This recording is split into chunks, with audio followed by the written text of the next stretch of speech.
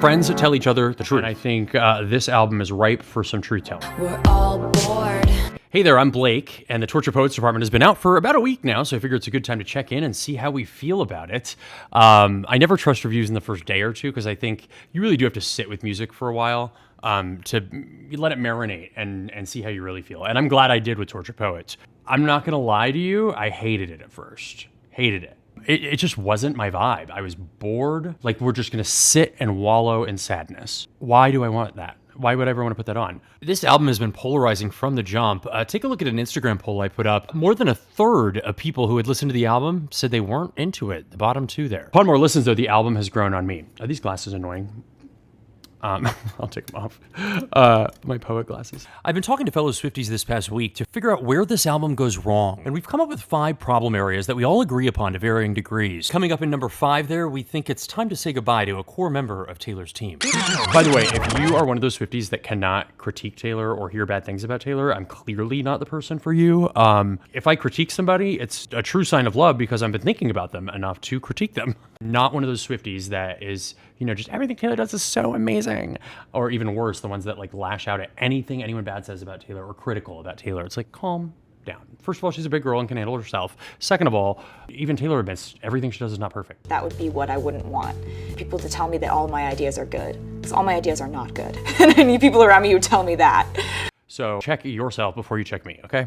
But if you're here for an honest opinion, let's have an honest conversation. We're all bored. Issue number 1 right off the bat here is it just feels sad and bitter with no destination. This album to me feels like a melancholy malaise that's going nowhere. There's no destination. There's no journey. We're not on a journey on this album. We're just going to sit and wallow in sadness for 31 songs. And I'm sorry, that is not interesting to me. I can't imagine a headspace where I'd be like, yeah, that sounds good. Let's put that on. And I love sad songs. So don't think that this is me not liking sad songs. I love Hoax and, Peace and The Lakes and Champagne Problems, all those. It's not that it was a slow or sad album. That's not the issue for me. The issue is that there are no peaks or valleys on this album. It kind of just meanders. And it meanders in a place of sadness and self-loathing and a little bit of resentment that I understand is very much post-breakup. But it's not a place I would ever choose to just go sit in. It's very much a sad girl album. If you are just a sad girl and you don't want to, you don't want to go anywhere with your sadness, you just want to sit in it, I think that it's your album. We're all bored. Issue number 2, 31 tracks is way too many. I don't want to hear 31 tracks of anything, especially not for the first time, not right off the bat. 31 songs. What? There's something a little arrogant about that to me, to think that you should command that much time and attention from people who want to hear your album and your fans, No, I'm giving them 31 songs because your fans listen to it. I love Taylor, of course I'm going to listen to it, but it's obnoxious. It's a 31 song. You cannot tell me there are 31 songs of equal value on that album that should all be given the same amount of attention and listened to. No. So why are you giving it all to us at once? If she wanted to release some of these later as a B-side or a bonus track, fine. But to release it all at once, I just think is overwhelming. I know I don't have to listen to it all at once, but it's a lot. I did go ahead and curate that list down to my top 13. And I'm curious to see if it matches yours. I'm showing those at the end of the video, and please leave in the comment section what you think. But I think, no doubt, the 31 songs could have been whittled down somehow, some way. So even if you don't agree with me, that's fine. But we could have done better than just throwing 31 tracks at people.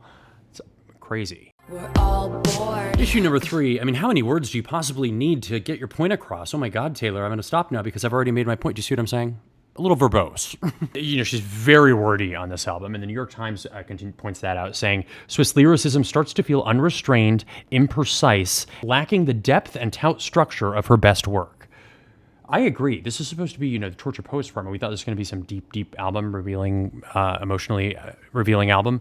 No, I actually think this is one of her least revealing albums. She tries so hard to not let you know who anyone's about and to try to keep it relatable that the songs, I think, lose any sense of emotion.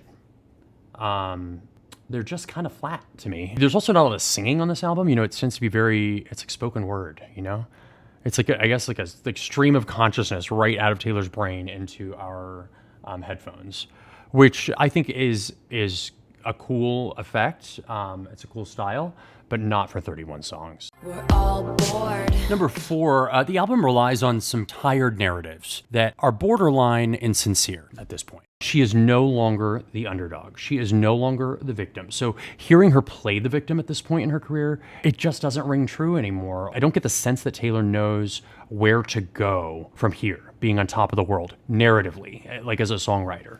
She has built a career on being the underdog and the victim, right? And there's always been an enemy. There's always been someone that, whether it's the media, whether it's boys, whether it's something, she's always trying to kind of overcome something. And now she is in a happy relationship, as far as we know, with Travis Kelce, and she is a billionaire, and she is the most famous woman on the planet, and is massively successful, and that may be a hard place to write from. So she's having to dig way back in her bag of tricks for, interesting creative inspiration. I just think there was plenty to reach from on this album already with new stuff that happened, that reaching for Kim K felt desperate and tacky. And this is where it starts to feel disingenuous. On the one hand, she's pulling up Kim K and won't let that go, even though it was a decade ago. But then John Mayer, she tells the crowd in Minneapolis before the surprise song, I don't care about anything that happened to me when I was 19, except the songs I wrote when I was my age. I do not care. We have all grown up. We're good. well, which is it? Are we moving on and letting go, or are we just going to sit and hold grudges for the rest of our lives? Frankly, the Kim Kardashian thing is so played out and tired. And when Taylor's on top of the world, like she is now, it starts to look like bullying. Like she becomes the aggressor.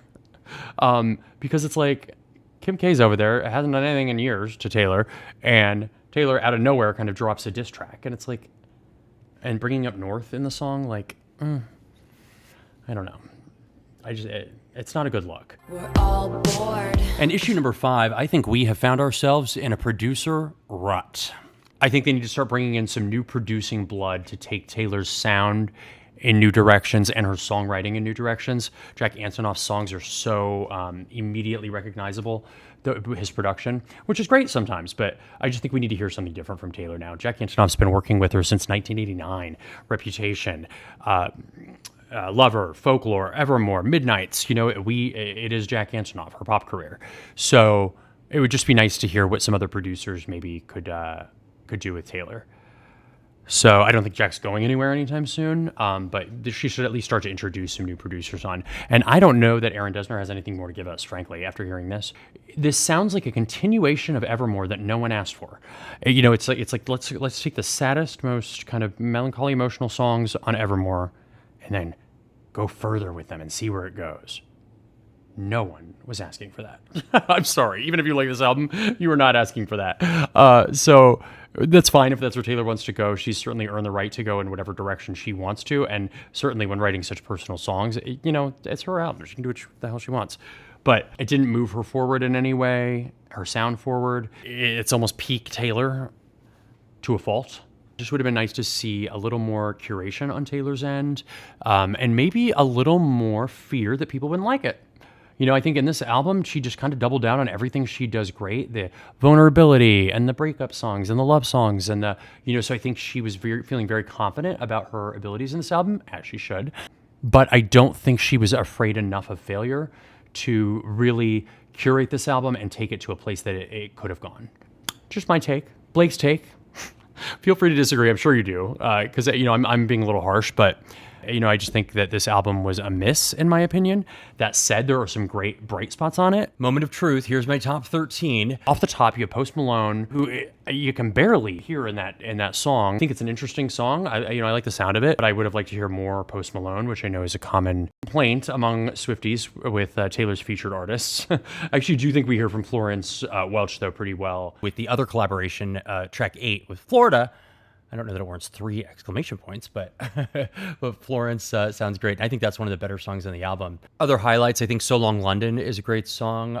Down Bad, I think, is great. That was a little more controversial. Some people think it's kind of dumb, but I think that's the whole point. Like that kind of stupid feeling you have when you're just kind of numb after a breakup. I Can Do It With a Broken Heart is as close as we get to an anthem on this album, I think. On the B side, I think The Prophecy is really interesting. So High School, I think, is great because the sound in So High School is what rom-com music sounded like when Taylor was in high school. It sounds like it could be right out of Never Been Kissed. feel free to disagree. I would love to hear your thoughts.